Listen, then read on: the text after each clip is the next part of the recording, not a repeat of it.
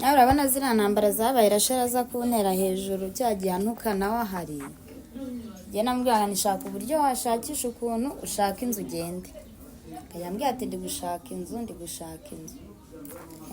hari n'igihe yigeze kumbwira ati inzu nayibonye ariko sindabona amafaranga yo kuyishyura gure nyuma yaho Sumbaze yabyutse bisanzwe nk'ugiye mu kazi yarasigaye afite akazi ni ikiraka n'ubundi yanyara bakora ikiraka agashakisha aho naratashye ubundi nuko yaba atagiye nabwo akirirwa atembera iyo ngiyo.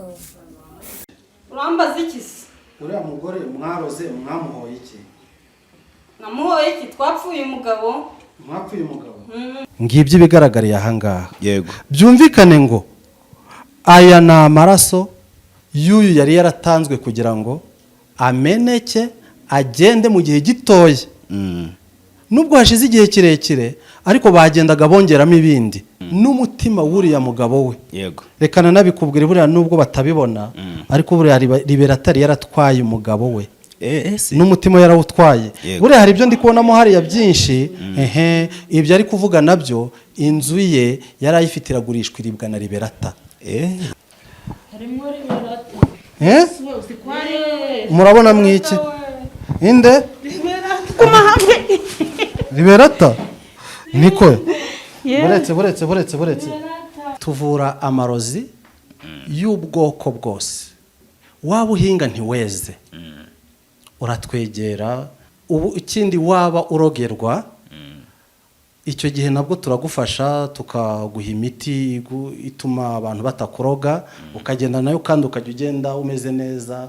Ikindi dutanga umuti w'urukundo ni ukuvuga ngo uzi ko umugabo wawe aguca inyuma uraza ukatwegera ukatubwira uti cyangwa se ubikeka ushobora no kuba utabizi neza ngo ubihamye ariko ukaba ubikeka uraza ukatubwira uti mfite ikibazo kimeze gutya dufite uburyo tubikugenzereza umugabo wawe cyangwa se umugore yagenda aho ageze ntaveyo tutarahagera. Ikindi nanone ku bagabo badatera akabariro ngo bigende neza wigeze kumbwira ngo abantu bari hanze ngo bakwandikira kuri WhatsApp bakakohereza amafoto ukabafasha. Urugero nk'abaye baba bari nko muri Amerika bakaguha amafoto, ese ibi bari kubibavura batiriwe baza hano bagakira? Amerika, Aziya, Oceania, Uburayi, aho uri hose ubwo Afrika niyo mvanyemo. Yego. Iyo mfite ifoto yawe na adresse yawe njyewe mba ngufite. Yego. Rwose aho uri hose urampamagara tukavugana nkagufasha n'ibingi ubona biviremo hano njyewe mfite uburyo mbikurura nkabivanayo kandi uri iyo ngiyo.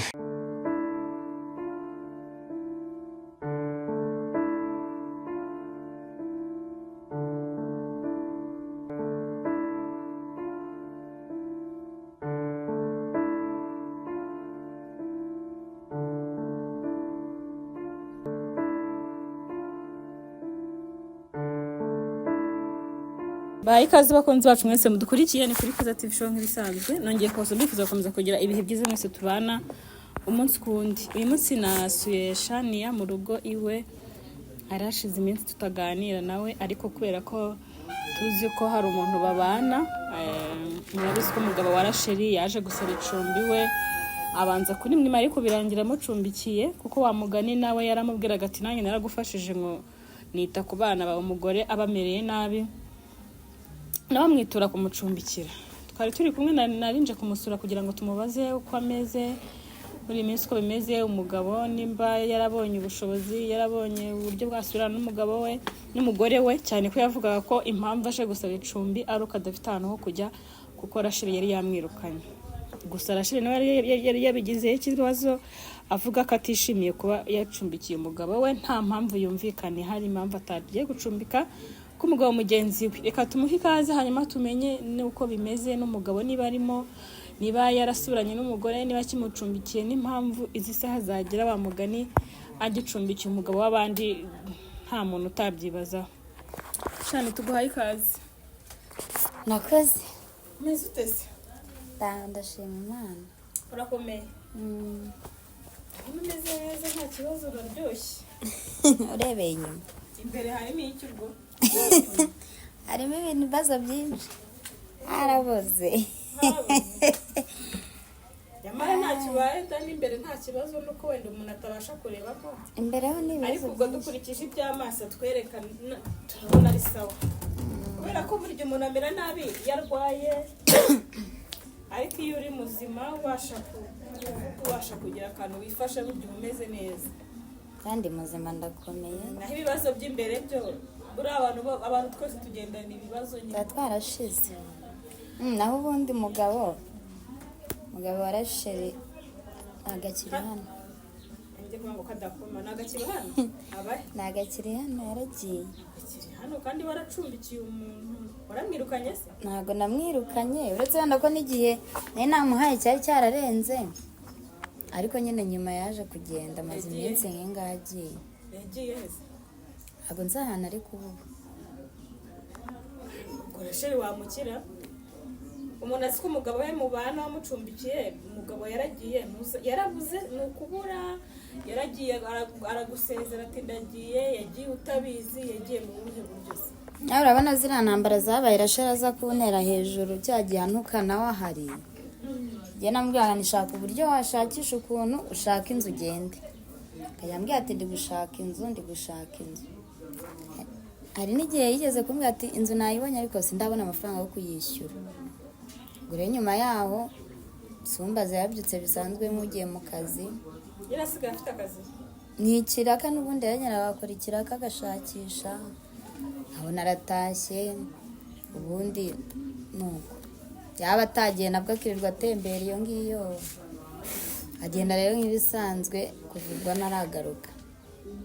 kandi rero buri muntu udafite telefone ngo banamubaza amakuru mubaza ahantu aherereye. yagiye mu gitondo akubwira ko agiye gushakisha. yagiye mu gitondo ntugiye ku karaka n'ubundi bisanzwe arambwira ati ndi bugaruke naribe.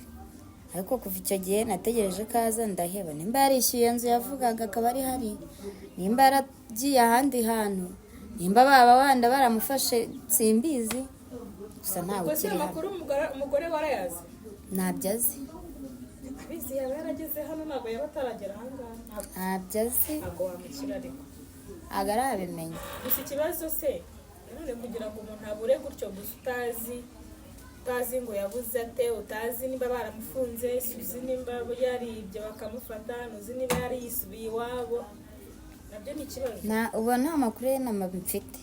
nta n'uramamagara byibura anamumbaza, yaba rasheri ntaramumbaza, yaba muri famiye ye uretse ko bo batananzi ntawe uramumbaza. ariko ni ikibazo rero wicaye ngo utuze kuko ni ikibazo kandi gikomeye. ko buriya rasheri aramutse aje akavuga ati nshaka umugabo wanjye namusize ahamune, wenda ibyo ngibyo ni kuko tubizi. undi se uretse kugorana niyaje anambwira ngo n'ubundi nimwirukane ntago ashaka gumana.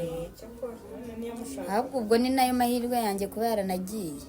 ahubwo yicara tuze yumve ko atakiri na hano ampa amahoro. abagore rero buriya barasetsa, ntabwo yifuzaga kumucumbikira, ariko ubu naramuka amenye ko yagiye nabyo bizaba ikibazo. natuze rero ntakiri hano nyihere amahoro. namenya ko yagiye, akamenya ko yagiye ntamubwire, cyangwa tukaba nawe utazi ahantu ari, nabyo kizaba ikindi kibazo. kubera ko uriya muntu gusa nanone nta ruhare ubifitemo kuko birumvikana. gusa iyo umuntu kumva ngo umuntu yagiye ntuzi aho yagiye, ntiyakubwiye ati ngiye gusura n'umuntu ngo ubimenye, ukazumva ngo umuntu yaragiye naho yagiye ntigeze anahamagara ngo avuge ati bimeze gutya ndi hano, nabyo biteye ikibazo. gusa wenda ashobora kugirirwa nabi ntibimenyekane kuko nta umuntu wo mu muryango nyine yahamagaye ngo amenyeshe. ashobora kuba anameze neza nta kibazo afite, wenda akavuga ati reka mbe nitsimbye banze ndebe ukuntu nanjye nishyira ku murongo. bikaba ikibazo rero. gusa nanone hari igihe umuntu abura, ugasanga biteje ikibazo, ugasanga umuryango w'iwabo utangiye kuza usa n'uri kukwishyuza wa muntu, kandi uburyo yaje utamuhamagaye, yaje aje kugusaba icumbi bisanzwe, ariko kubera ko wamufashije ugasanga bizize. ubundi abantu bagira neza kenshi barabizira. abona nanjye banyatatse, simana imfasha bari ahantu byibura ameze neza atarahuye n'ibibazo. ahubwo njye navuga nti se buriya ubuze uzi umuntu urapfa no kurangisha nubwo ari mukuru. Hari igihe umuntu avuga ngo ni mukuru, ngo nta muntu mukuru ubura, ariko umuntu mukuru arabura. Hari igihe wenda wanarangisha ukanabareza ati umuntu uzambonera akantu ko aza uzambwire, wakumva hari n'uwamubonye ukavuga ati Imana ishimwe ndacyari mukuru. Cyangwa se ukazahamagara Sheri ukamubwira uti umugabo wawe yaragiye ntazongere kumumbaza se wowe muhamagara. urumva wo uko ameze Sheri ahari azi ko umugabo we akiri hano. Anamushatse buriya yaza kumureba hano. Rero aje kumureba hano ukamubwira ngo umugabo hashize ukwezi waramubuze nawe. Nzi neza ko Sheri hano muri gutakwara, kuko nawe ndamuzi ni umusazi. Nubwo umugabo ntacyo yaramumariye nawe, ariko buri umugabo aba ari umugabo uko yaba ari kose. Yaba ntibyoroshye Uko yaba ari kose. gusa nyine n'abantu wenda batureba uzamubona nawe azatubwire. Nawe ni hano gutya muri quartier rero hano gutya ubaza umuntu utirira umuntu uzambonera wa muntu twabanaga azambwira. Byibura akajyana agakora akazi mu Rwanda, kuko byaba ikibazo gikomeye. Urumva umuntu yaba yaburiye iwawe. Yewe mana Ajya kumva rero ko ntibinakabe kuko si byiza. Titubona umuntu hano hepfo yitabye Imana. Bari babasanga ari we umuntu bamuherukaga ari iwawe, aho sinzi ubusobanuro watanga. gusa Imana nyine dufasha abari muzima ahantu arameze neza, cyangwa wenda wasanga araniboneye nk'akazi k'ukwezi ntawamenya agahita akomereza akigendera. Yashobora kubona n'akazi n'ubundi kuko arazi ko hano abangamye ari ukuwaba nk'icumbi. Kandi ikindi na nimero zanjye ntazo azi mu mutwe ngo byibura yanampamagara ngo ambwire, ariko wenda niyo yahamagara umugore we cyangwa akareba n'undi muntu yahamagara akamuntumaho. Yahamagara umugore we kubera ko bari kuguhamagara. Kubera ko buriya inshuro nyinshi uko washwana n'umugore kose hari situwasiyo ugeramo none ukabona ko umukeneye nyine. Nawe rero reka twe no gutekereza ibintu bibi, twizere ko ameze neza uko biri kose, twizere ko ari muzima. Twizere araza kukureba, twizere ko bikira, kuko Sheri yaba yaramenye ko yagiye hano byari kuba ikibazo. Amakuru rero y'umugabo wawe Njyumvira amakuru ari kumva. Urumva Martine ntabwo tugikunda kumukubaza kuko mutabana, ariko buriya umuntu mwabyaranye mwarabyaranye n'umugabo wawe mwasezeranye. Yewe buriya rero ubu aka kanya sinzi ikintu namuvugaho, kuko simenya amakuru ye nanjye ubwanjye. Nta n'uwo byibura baba bari kumwe ngo mubaze amakuru ye, keretse ari we unyanyibwiriye kandi nawe ntayambwira rwose. Ubwo nawe nta kuvugisha se? Eruka akora ikiganiro numva avuga ngo azazi nani mbire ndege yarahiriye mu kirere. Baza n'indege cyane imodoka. Imba ari imodoka yaturitse ipine. Yabivugiye mu kwa mbere arimo atari mu kwa 12 aba yarageze hano kera. Ngo ndaje. Ubu ngiye gutaha.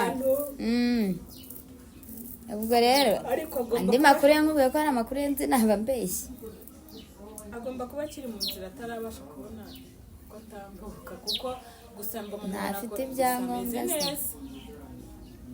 Ameze neza njya mubona kuri status rwose, ameze neza arasa neza. Njye amafoto postinga hose no ku TikTok mbona ubona nta kibazo. Yaramuhiriye rwose, ubwo nureba mu minsi iri imbere uzajya kumva ubara ko bwakiye. Kaye mafaranga yamuhiriye arya wenyine adaha abana ni bwoko ki? Yego nyine nimbyirire n'umusobanuro gute. Ariko no kuba nawe ubwe yibeshejeho nawe ameze neza nabyo wabishimira Imana. Azi kwibeshaho utita ku rubyaro rwawe witwa ngo warabyaye. Sawa mpare sazi ko mfite akahe kazi gatuma mbarira neza. Hari abagabo baba bazi ko umugore we akavuga ati umugore wanjye ndamuzi uko muzi, abana yabarira akabamama akabana. Ubwo nawe yarakoragiye ubona ubwo bushobozi urabufite. Niyiturize sha abana banjye bazabaho nawe, ariko bazabaho. Akuntu yakundaga karagahungu gato numvaga atamusiga. Naje gusanga abagabo rero ntazi ukuntu bateye. kandi umugabo kugira ngo akuze no kwahera ku mwana kubanza kwikuramo umwana mbere na mbere. undi iyo akibuka umwana nibwo aguhamagara kubaza utuntu tw'amafuti k'umwana. ariko iyo yafunze umutwe akavuga ati sinshaka ibyo by'umwana, aravuga ati umwana ni nyina azamurerere cyangwa bireke. nkenera undi nzabya uriya amugiriye impuhwe umwana yari iki nako kanya gusubira abo yakumva bumva arakubwira ati shaka pasiporo usange hano ubuzima buraryoshye. nawe tujye tuza kugusura nawe uri mu diaspora. aha yewe jobu wasanga azaje kugutwara.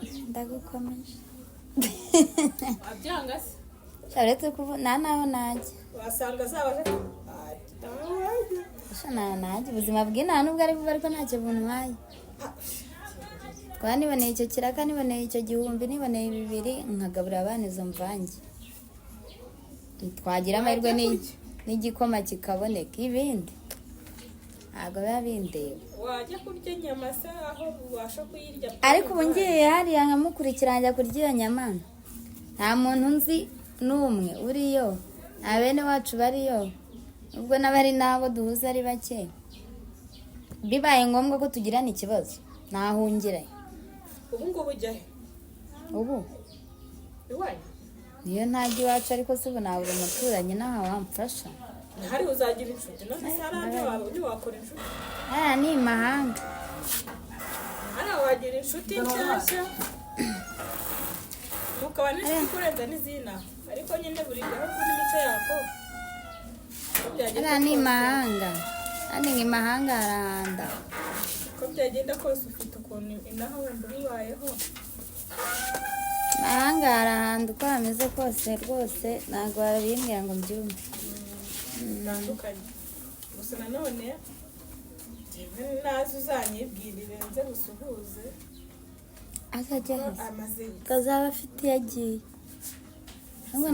ubu se ejo wamwirukana azaba aje mu rugo iwe, naza amakuru uzayamenya, humura. aje no kureba abana ataha imyaka 2 ikaba ishize z'ubu yaba bibutse nonaha.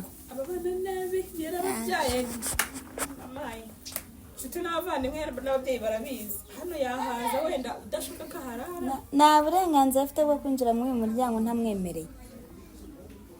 waba uri kwandura nandura nyikize, azaba azanye ikize. umuntu uvuye hanze urashaka kumwima karibu yamaye mvuye hanze. ubure gutera umumaro utangiruye abarira hakiri kare. umuntu avuye hanze amaze imyaka 2 azanye amafaranga yo kugira ngo umufate neza, umwakire neza, ya nyama nziza uyifarange. si uko arata mushimira iki ibyizanye kuko nawe ntiyazimba ko ndabizi ubu ngubu aranyumva, natuza ashyira umutima hamwe nashaka yigumireyo.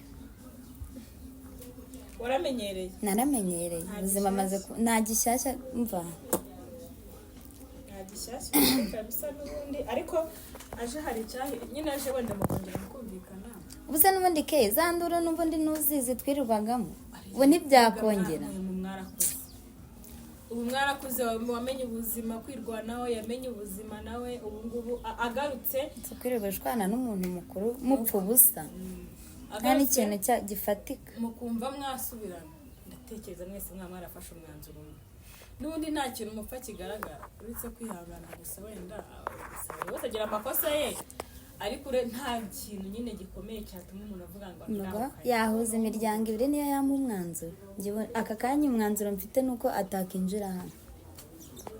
ubwo iyo miryango 2 wenda niyo yampa umwanzuro, ariko nabwo simbizi 100%.